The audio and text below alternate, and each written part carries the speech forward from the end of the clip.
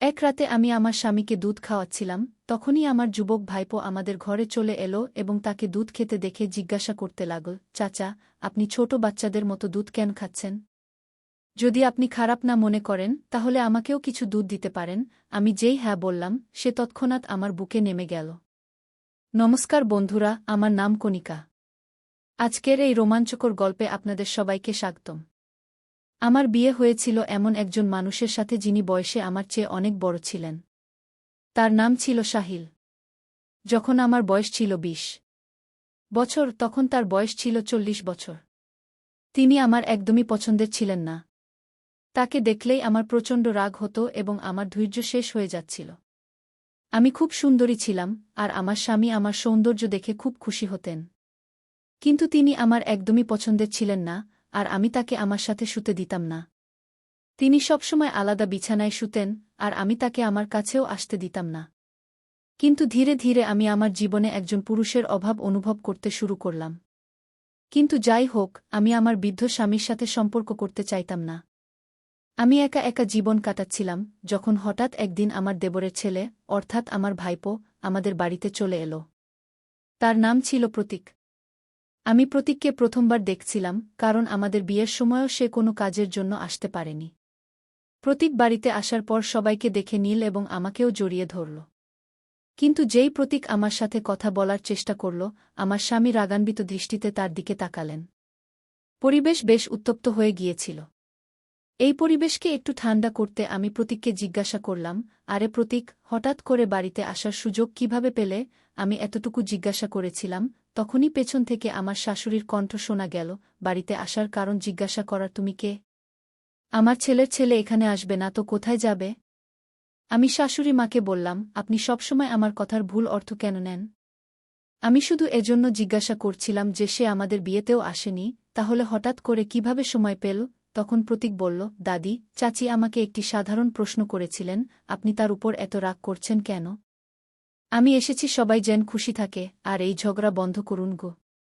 তারপর প্রতীক বলল, চাচি, আপনার বিয়েতে আমার ইউনিভার্সিটি পরীক্ষা চলছিল, তাই আমি আসতে পারিনি। কিন্তু আমি মনে মনে চেয়েছিলাম যে আমি আপনার বিয়েতে আসব। দুঃখের বিষয় তা হয়নি। কিন্তু এখন আমি চলে এসেছি, তাই চাচির সাথে সব আদরত্ন করে নেব। আর যখন আমার মন ভরে যাবে তখনই এখান থেকে যাওয়ার কথা ভাবব। এটা শুনে সবাই হাসতে লাগল। কিন্তু প্রতীক এখানে কতদিন থাকবে তা আমি তাকে জিজ্ঞাসা করিনি। কিন্তু যেভাবে শাশুড়ি মা আমার উপর চটে গিয়েছিলেন, তাই আর কোনো প্রশ্ন করার সাহসই হয়নি। কিছুক্ষণ পরে প্রতীক ফ্রেশ হয়ে এলো, তখন শাশুড়ি মা আমাকে তার জন্য নাস্তা নিয়ে আসতে বললেন। আমি নাস্তার ট্রে নিয়ে প্রতীকের কাছে যাচ্ছিলাম, তখন হঠাৎ আমার পা পিছলে গেল এবং আমার হাত থেকে ট্রে ছুটে গিয়ে প্রতীকের উপর পড়ে গেল। এখন তো আমার শাশুড়ি মা খুব চটে গেলেন। তিনি বললেন, তৎক্ষণাৎ প্রতীকের কাপড় পরিষ্কার কর। জানি না কোনো জন্মের বদলা নিচ্ছ সে থেকে, যে পুরো ট্রেই তার উপর ফেলে দিলে। আমার স্বামী তখন বাড়িতে ছিলেন না, তিনি কোনো কাজে বাইরে গিয়েছিলেন। শাশুড়ি মায়ের ডাক শুনে আমি ভয়ে ভয়ে তৎক্ষণাৎ রান্নাঘরে গেলাম এবং রান্নাঘর পরিষ্কারের কাপড় নিয়ে এলাম। আমি শাশুড়ি মাকে জিজ্ঞাসা করলাম, আমি কি প্রতীকের কাপড় পরিষ্কার করব? তিনি বললেন, যখন সব ধ্বংস তুমিই করেছ, তখন পরিষ্কারও তো তুমিই করবে, না? এতে জিজ্ঞাসা করার কি আছে? প্রতীক কিছু বলছিল না এবং নিজে থেকে নিজের কাপড় পরিষ্কার করার চেষ্টাও করছিল না। কিন্তু আমি তার কাপড় মুছতে গিয়ে খুব লজ্জা পাচ্ছিলাম, কারণ নাস্তা এমন জায়গায় পড়েছিল যেখানে তাকে ছুঁতে আমার লজ্জা হচ্ছিল। কিন্তু যখন সে নিজে থেকে পরিষ্কার করার চেষ্টাই করল না, তখন আমি বুঝে গেলাম যে প্রতীকও চায় যে আমি তার কাপড় পরিষ্কার করি।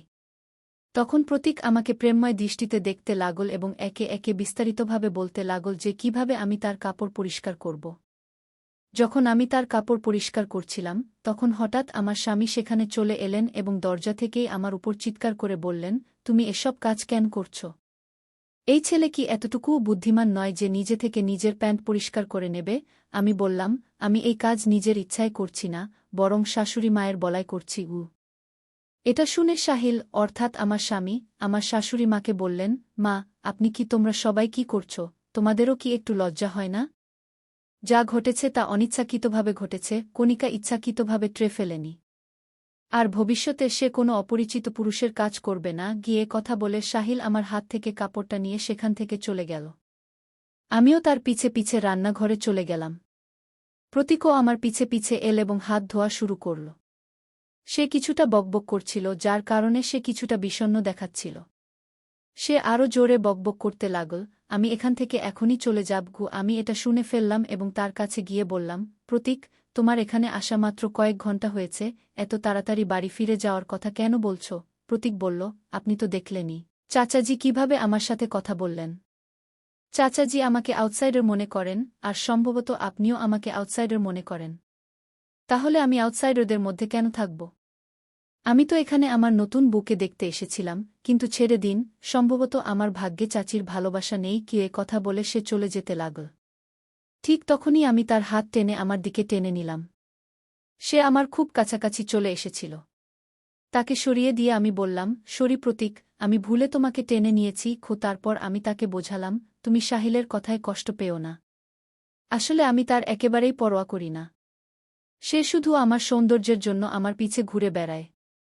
আমি আজ পর্যন্ত তাকে নিজেকে স্পর্শ করতে দিইনি। আর তোমার প্যান্টে পরা চাও আমি পরিষ্কার করে দিতাম, কিন্তু তখন সাহিল এসে চিৎকার করতে শুরু করল। এখন যদি তুমি আমার কাছ থেকে আদর চাও, তাহলে এখানেই থাকো। এখন তুমি নিজেই বুঝে নাও কি সিদ্ধান্ত নিতে হবে। আমার কথা শুনে প্রতীক বলল, চাচি, সত্যি বলতে চাচাজির কথা শুনে আমার খুব রাগ হয়েছিল, কিন্তু আপনি আমার সব রাগ শান্ত করে দিয়েছেন। আমি শুধু আপনার জন্যই এখানে থাকছি। কে এ কথা বলে প্রতীক আমাকে জড়িয়ে ধরল। প্রতীকের এই ছোট ছোট আচরণ আমার মনে কিছু প্রভাব ফেলতে শুরু করেছিল। আর দেখতে দেখতে তার বাড়ি আসার 5 দিনও হয়ে গেল। এই 5 দিনে সে বাড়ির সদস্য হয়ে গিয়েছিল। প্রতিদিন সকালে সাহিল তাকে নিজের সাথে দোকানে নিয়ে যেত। আমার স্বামীর একটি জেনারেল স্টোর ছিল, আর সে প্রতীককে একঘেয়েমি থেকে বাঁচাতে তাকে সাথে নিয়ে যেত। কিন্তু প্রতীকের আশায় বাড়ির কাজ অনেক বেড়ে গিয়েছিল, আর এই সব কাজের বোঝা আমার উপরেই পড়েছিল। কারণ শাশুড়ি মা সারাদিন মন্দিরেই কাটিয়ে দিতেন।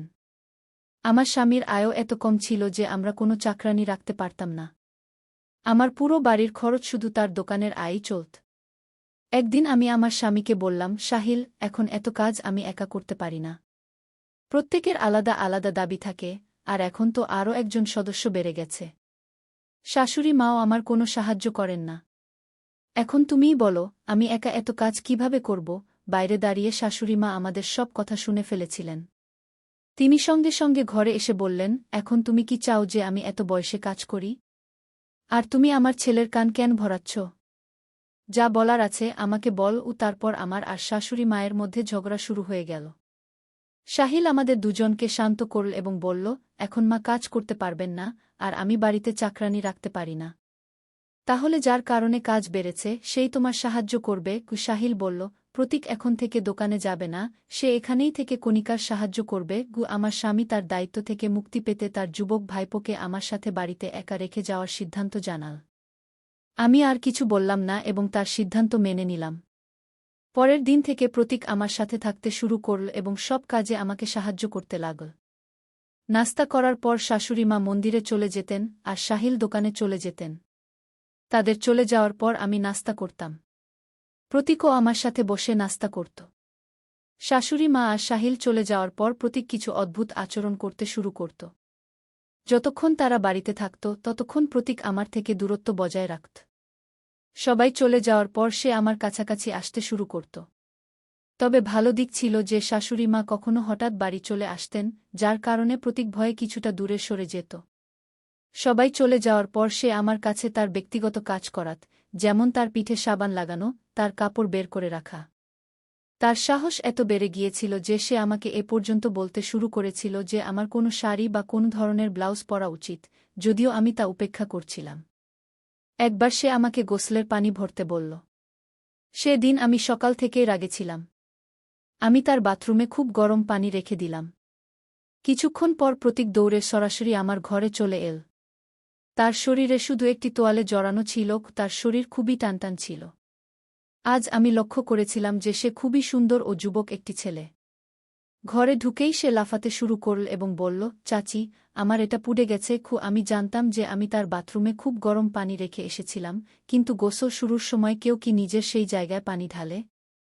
সে আবার বলল, চাচি, কোনো ক্রিম থাকলে দয়া করে লাগিয়ে দাও, আমার খুব জ্বালা করছে। এত বলতে বলতে সে আমার বিছানায় বসে পড়ল। আমি জিজ্ঞেস করলাম, কোথায় জ্বালা করছে? সে তার উরুর দিকে ইশারা করতেই আমি একটু ঘাবড়ে গেলাম। আমি ভাবলাম, আমার ভুল হয়ে গেছে, আমাকে বাথরুমে এত গরম পানি রাখা উচিত ছিল না। কিন্তু তারও তো দেখে নেওয়া উচিত ছিল যে পানি বেশি গরম নাকি ঠান্ডা।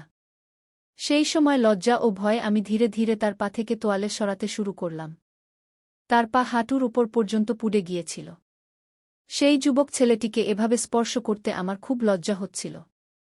তোয়ালে সরানোর আগে আমি প্রতীকের দিকে একবার তাকালাম। তার শয়তানি চোখ দেখে আমি সেখান থেকে সরে গেলাম এবং তাকে বললাম, প্রতীক, তুমি মিথ্যা বলছ, এটা সব তোমার নাটক, না? এতে সে বলল, চাচি, আমি তোমার কাছ থেকে সত্য শুনতে চেয়েছিলাম, তুমি কি ইচ্ছে করে আমার জন্য গরম পানি রেখেছিলে? আমি এতটা বোকাও নই যে পানি না দেখে গোসল করতে বসে যাব। আমি শুধু জানতে চেয়েছিলাম, তোমার মনে আমার জন্য রাগ নাকি চিন্তা আছে। আমি তো আমার চাচির সঙ্গে ছোট্ট একটা মজা করছিলাম। প্রতীকের এই কথা শুনে আমার তার উপর খুব রাগ হল। ঠিক তখনই সে আমার হাত ধরে নিজের দিকে টেনে নিল এবং আমার চোখের দিকে তাকিয়ে বলল, চাচি, আমি তোমাকে কেমন লাগি? তার প্রশ্নটা আমার কাছে বেশ অদ্ভুত লাগল। আমি বললাম, প্রতীক, তুমি কি পাগলামি করছ? এটা ভুলো না যে আমি তোমার চাচি। আমার হাত ছেড়ে দাও, না হলে আমি তোমার চাচাকে তোমার বিরুদ্ধে অভিযোগ করব এবং তিনি তোমার এই আচরণের জন্য তোমাকে বাড়ি থেকে বের করে দেবেন। প্রতীক বলল, চাচা আমাকে বাড়ি থেকে বের করতে পারবে না। প্রতীকের ধরা আরও শক্ত হচ্ছিল। সে আমার এত কাছে চলে এসেছিল যে আমার স্বামীও কখনো এত কাছে আসেননি। প্রতীকের কারণে আমার শক্তি খুব কমে যাচ্ছিল এবং তখনই সে আমার কানে প্রেমময় কথা বলতে শুরু করল। এখন আমি একদম নিস্তেজ হয়ে যাচ্ছিলাম। ঠিক তখন বাইরে থেকে শাশুড়ির আওয়াজ এল, বউ, বাইরে আসো। আজ জীবনে প্রথমবার আমার শাশুড়ির আওয়াজ খুব মিষ্টি ও শান্তিদায়ক লাগল, কারণ এই আওয়াজের জন্যই আমি প্রতীকের কবল থেকে মুক্তি পেলাম। শাশুড়ির আওয়াজ শুনেই প্রতীক আমাকে ছেড়ে দিল। একবার সাহিল বাড়ি এলে আমি ঠিক করলাম যে আমি তার কাছে তার সবজির অভিযোগ করবই। রাতে ঘুমানোর আগে সাহিল আমাকে জিজ্ঞেস করল, এখন তো তোমার কাজের বোঝা অনেক কমে গেছে। প্রতীক তো তোমাকে সাহায্য করে না? আমি সাহিলকে কিছু বলতে যাচ্ছিলাম, ঠিক তখনই প্রতীক আমাদের ঘরে ঢুকে সাহিলকে জিজ্ঞেস করল, চাচা, আপনি ছোট বাচ্চার মতো দুধ কেন খাচ্ছেন? এতে আমি বললাম, তোমার চাচার ক্যালসিয়ামের অভাব আছে, তাই তিনি রোজ রাতে দুধ খান। তোমার এতে কোনো সমস্যা আছে? এই রাতের সময়টা আমাদের স্বামী স্ত্রীর জন্য। তুমি আমাদের মধ্যে আসো না। ঘরের লাইট বন্ধ করে দাও এবং এখান থেকে চলে যাও। এত বলেই আমি প্রতীককে আমার ঘর থেকে বের করে দিলাম। আমি যা বললাম তা শুনে সাহিলের মুখে হাসি ফুটে উঠল। সে আমাকে খুব স্নেহের দৃষ্টিতে দেখতে লাগল। আমি তার কাছে গিয়ে খুব আদর করে তাকে দুধ খাওয়াতে লাগলাম। দুধ খেতে খেতে সাহিল আমার কোলে ঘুমিয়ে পড়ল। পরদিন সকালে উঠে আমি রান্নাঘরে যাচ্ছিলাম, হঠাৎ প্রতীক আমার হাত ধরে তার ঘরে টেনে নিল। সে আমাকে খুব শক্ত করে ধরে রেখেছিল। তার এই নিচু কাজ দেখে আমি বললাম, প্রতীক, এ কি বেয়াদবি? পরের 5 সেকেন্ডে যদি তুমি আমার হাত ছেড়ে না দাও, আমি জোরে চিৎকার করব এবং চাচাকে ডাকব। প্রতীক বলল, চাচি, তুমি মাইক নিয়েও আসো। তবু চাচা উঠবেন না, কারণ তার স্ত্রী তাকে ঘুমের ওষুধ মিশ্রিত দুধ খাওয়িয়েছে। তাই সে উঠবে না। প্রতীকের এই কথা শুনে আমি হতবাক হয়ে গেলাম। সে তার মোবাইলে আমাকে একটি ভিডিও দেখাল এবং বলল, এটা দেখো চাচি, আমি তোমাকে দুধে ঘুমের ওষুধ মিশাতে দেখেছি। শুধু এটাই নয়, আমি তোমার আরও অনেক কাজের ভিডিও বানিয়েছি। যদি চাচা এই সব ভিডিও দেখে ফেলেন, তাহলে তোমার কি হবে? এত বলেই সে তার শয়তানি হাসি হাসতে লাগল। সাহিল যেন আমার কাছে না আসে, তাই আমি চুপি চুপি তার দুধে ঘুমের ওষুধ মিশিয়ে দিতাম। সেই ভিডিও দেখিয়ে প্রতীক আমাকে ব্ল্যাকমেল করতে শুরু করেছিল এবং এই অজুহাতে আমি প্রতীকের সাথে ঘনিষ্ঠতা বাড়ানোর চেষ্টা করছিলাম। আমি তাকে ভালো মনে করতাম, কিন্তু সে ছিল খুবই ধূর্ত। এখন প্রতীকের সাথে মিষ্টি মিষ্টি কথা বলার আমার আর কোনো উপায় ছিল না। তাই আমি তার গলায় হাত দিয়ে দাঁড়িয়ে বললাম, আরে প্রতীক, আমি তো শুধু মজা করছিলাম। তুমি যেদিন থেকে এখানে এসেছ সেদিন থেকে আমি তোমার কাছাকাছি আসতে চেয়েছি, কিন্তু সুযোগ পাচ্ছিলাম না। আর আজ দেখো, কত ভালো সুযোগ এসে গেছে। আমি তাকে এত মধুরভাবে কথা বলছিলাম যে সে আমার কথায় বিশ্বাস করে ফেল। সে বলল, চাচি, আমিও বাচ্চাদের মতো দুধ খেতে চাই। তুমি কি আমাকে বাচ্চাদের মতো দুধ খাওয়াবে? আমি বললাম, হ্যাঁ, কেন না। এত বলেই আমি তাকে দুধ খাওয়ানো শুরু করলাম। কিছুক্ষণ পর আমি তার ঘর থেকে বেরিয়ে এলাম। পরদিন সাহিল আবার প্রতীককে দোকানে নিয়ে গেল। কিন্তু আমার প্রতীকের উপর একদমই বিশ্বাস ছিল না। যদি সে ভুলেও সাহিলের সামনে মুখ খুলে দেয়, তাহলে আমার বিপদ আসবে। তাদের দোকানে যাওয়ার কিছুক্ষণ পরই আমিও আমাদের দোকানে পৌঁছে গেলাম। কারণ আমাকে প্রতীকের উপর নজর রাখতে হবে। যখন আমি দোকানে পৌঁছালাম তখন সেখানে কাউকে দেখতে পেলাম না। তাই আমি দোকানের ভিতরে চলে গেলাম। ভিতরে আমি একটি বেসমেন্ট দেখলাম যা আমি আগে কখনো দেখিনি। কিন্তু ভিতর থেকে কারো কথা শুনতে পাচ্ছিলাম। সিঁড়ি না থাকায় আমি ভিতরে যেতে পারছিলাম না, তাই আমি কান লাগিয়ে শুনতে লাগলাম। ভিতর থেকে সাহিল ও প্রতীকের কথা শুনতে পেলাম। সাহিল প্রতীককে জিজ্ঞাসা করছিল কখন তার জ্ঞান ফিরবে। দ্রুত এর চিকিৎসা কর এবং টাকা নিয়ে এই মেয়েটিকে নিয়ে এখান থেকে চলে যাও। ও আমি ভাবলাম এরা কোনো মেয়ের কথা বলছে। তখনই আমি প্রতীককে বলতে শুনলাম সে সাহিলকে জিজ্ঞাসা করছিল, তুমি এই মেয়ের মুখ আমাকে কেন দেখাচ্ছ না? আর এই মেয়েকে? তার প্রশ্নে সাহিল তাকে ধমকে চুপ করিয়ে দিল। প্রতীক আমার সম্পর্কে আমার স্বামীকে কিছু বলেছে এমনটা আমার মনে হচ্ছিল না। তখনই আমি ভিতর থেকে তাদের বের হওয়ার শব্দ পেলাম। আমি তড়িঘড়ি দোকান থেকে বাড়ির দিকে দৌড়ে গেলাম। বাড়ি পৌঁছেই আমি পরিকল্পনা করলাম যে রাতে সাহিলকে ঘুমের ওষুধ না দিয়ে আমি প্রতীকের ঘরে যাব এবং প্রতীকের উপর আমার সাথে জোরজবরদস্তির অভিযোগ তুলব। এরপর সাহিল প্রতীককে চিরতরে বাড়ি থেকে বের করে দেবে। সন্ধ্যায় যখন সাহিল বাড়ি এল তখন আমি তাকে শাশুড়িমার ঘরে যেতে দেখলাম। তার ঘরে যাওয়ার সময় আমি সাহিলের মুখে চিন্তা দেখতে পেলাম। সে ভিতরে যেতেই আমি দরজায় কান লাগিয়ে তাদের কথা শুনতে লাগলাম। সাহিল মাকে বলছিল, মা তুমি আমাকে সারাদিন এত কল করছো কেন? এমনকি ভূমিকম্প এসে গেছে। শাশুড়িমা বললেন, এটাকে ভূমিকম্প না বলে আর কি বলবো? তোমার বিয়েকে পুরো 1 মাস হতে চলেছে কিন্তু এখনও তোমার বউ কোনো সুখবর দিল না। তুমি পুরুষ নাকি কিছুই না? যদি সে শিগগির প্রেগন্যান্ট না হয় শাশুড়িমা কিছু বলতে যাচ্ছিলেন এমন সময় পেছন থেকে প্রতীক ও চাচি কি বলে ডাকল। প্রতীকের আওয়াজ শুনে শাশুড়িমা চুপ হয়ে গেলেন। আমার পরিকল্পনা অনুযায়ী রাতে আমি সাহিলকে ঘুমের ওষুধ দিলাম না। সাহিল ঘুমোতে যেতেই আমি প্রতীকের ঘরে গেলাম এবং তাকে আদর করে জড়িয়ে ধরে বললাম, আমি তোমার সাথে যে প্রতিশ্রুতি দিয়েছিলাম তা রাখছি। এখন আমি তোমার। প্রতীক যেই আমার কাছাকাছি আসতে লাগল অমনি আমি জোরে জোরে চিৎকার করতে লাগলাম, বাঁচাও, কেউ তো বাঁচাও। আমার আওয়াজ শুনে সাহিল দৌড়ে এসে বলল, দেখো তোমার ভাইপো আমার সাথে জোরজবরদস্তি করার চেষ্টা করেছে। একে এখনই বাড়ি থেকে বের করে দাও। সাহিল আমার কাছে এসে একটি চড় মারল এবং বলল, প্রতীক আজ দুপুরেই সব বলেছে। আমি জানতে পেরেছি যে তুমি আমাকে ঘুমের ওষুধ দিচ্ছ। এখন আমি আর প্রতীক দুজনেই তোমার উপর ভালোবাসার বৃষ্টি করব। এত বলেই তারা দুজনেই আমার উপর ঝাঁপিয়ে পড়ল। এমন সময় বাইরে পুলিশের গাড়ির আওয়াজ শোনা গেল। কিছুক্ষণের মধ্যেই পুলিশ ঘরের ভিতরে চলে এল। আগে থেকেই আমার প্রতীকের উপর সন্দেহ ছিল। সেই সন্ধ্যায় শাশুড়িমা ও আমার স্বামীর কথা শুনে আমি আরও বেশি চিন্তিত হয়ে পড়লাম যে তারা দুজনেই আমাকে দ্রুত প্রেগন্যান্ট করে আমার থেকে কি লাভ পেতে চায়। তবে আমি নিশ্চিত ছিলাম যে এই বাড়িতে আমার জীবনের ঝুঁকি আছে। তাই আমি আগেই পুলিশকে ফোন করেছিলাম।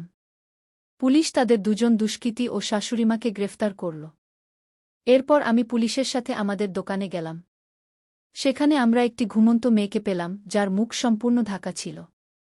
আমি যেই মেয়েটির শরীর থেকে কম্বল সরালাম আমার পায়ের নিচ থেকে মাটি সরে গেল। কারণ সেই মেয়েটি আর কেউ নয়, আমার ডাক্তার বোন। ডাক্তাররা তার পরীক্ষা করে জানা গেল যে সে কোমায় আছে। সাহিল আমার বোনের স্বামী ছিল। তাদের বিয়ের কয়েকদিন পরই সাহিল অভিযোগ করেছিল যে আমার বোন পালিয়ে গেছে। বর বোনের পালানোর কারণে আমার জীবন নষ্ট হয়ে গেছে এমন কথা বলে সাহিল আমার বাবাকে আমার কাছে প্রস্তাব দিয়েছিল। যখন পুলিশ সাহিলের বক্তব্য রেকর্ড করেছিল তখন জানা গেল যে সেই দুষ্ট বুড়ি আমার বাবার সম্পত্তি দখল করার জন্য আমার বোনের উপর অনেক অত্যাচার করেছিল। কিন্তু সে এই বলে সেই দুষ্টদের থেকে নিজেকে মুক্ত করার চেষ্টা করেছিল যে আমি তাদের সৎ মেয়ে এবং সব সম্পত্তি আমার ছোট বোনের নামে আছে। প্রতীক একটি ছোট গ্রামে একটি ছোট ক্লিনিক চালানো ডাক্তার ছিল যাকে আমার বোনের চিকিৎসার জন্য আনা হয়েছিল এবং এটি এই 3 জনের মিলিত ষড়যন্ত্র ছিল। সেই 3 জন অপরাধীকে আদালত যাবজ্জীবন কারাদণ্ড দিয়েছিল এবং এইভাবে আমার বোন এবং আমার প্রাণ বেঁচে গেল। কমেন্ট করে অবশ্যই জানাবেন যে আপনি এই গল্পটি কেমন পছন্দ করেছেন। যদি আপনি এই গল্পটি পছন্দ করেন তবে এটি লাইক করুন এবং আপনার বন্ধুদের সাথে শেয়ার করুন। ভবিষ্যতে এমন রোমাঞ্চকর গল্পের জন্য আমাদের চ্যানেল সাবস্ক্রাইব করুন এবং বেল আইকন টিপতে ভুলবেন না। সবাই নিজের এবং নিজের পরিবারের যত্ন নিন। ধন্যবাদ।